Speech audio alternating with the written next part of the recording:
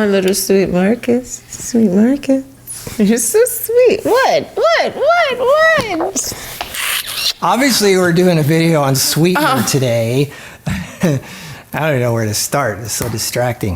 Okay, everything that people eat nowadays has sweetener in it. Everything. It makes it taste better and it becomes addictive. So you buy their products and everybody is so used to sweet tasting everything. So if you're trying to go to a healthier diet, like stuff found in nature, it's really hard because you're so used to the sweet taste, which is why I created the Marcus Sugar, which is a 0-calorie, all-natural sweetener. Problem is, people said there's not enough of it in the bag. So, okay, here we go. Ready for this? Here we go. For those of you who ta-da! 2 pounds of sweetening glory. For everybody who needs sugar in their life. So what is this? For those of you who don't know what it is yet, it's an all-natural, 0-calorie sweetener. It does not affect your insulin levels. It's all-natural. It's not chemicals. When you say all-natural, what does that mean? It means it's found in nature.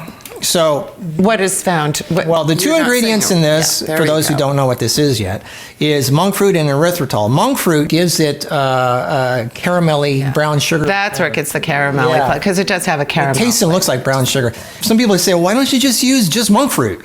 Well, monk fruit by itself, because they claim that it doesn't raise your blood sugar, it doesn't when you first take it, but after an hour it does. And the links below tests show that it does. So I got a little bit of that in there just for taste and color, but the main ingredient is actually erythritol. Erythritol sounds scary. People go, well, that sounds like a chemical made in a lab, like it's synthetic. It's actually not. It's actually found in fruits and plants in the human body. And it's been used actually as a sweetener since 1870 with 0 side effects. No negative things. It's been tested for the last 150 years. I've been in the health industry for like 30 plus years. How come I've never really heard much about it until now? I don't know. Maybe it's because it's a weird sounding element, or because the sugarcane industry, you know, sugarcane is just a type of grass. It's really cheap to grow. I don't know.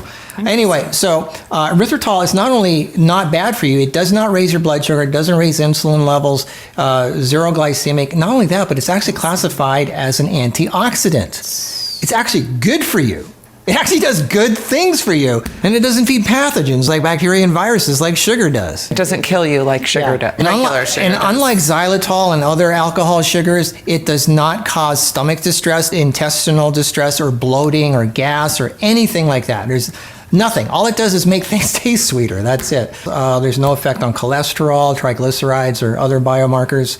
For people who are overweight, or with the overweight people with diabetes or issues related to metabolic syndrome, erythritol is a great, excellent alternative to sugar. Yeah, and you can make your desserts. I know people need their desserts. The diabetics with their desserts. So this is a wonderful substitute for the white sugar, and also you can throw it in your Vitamix and powderize it. Or a coffee grinder. I like to just powderize half the bag, so I don't have to do it over and over again, you know, and then you just put it in a glass container, throw it in your...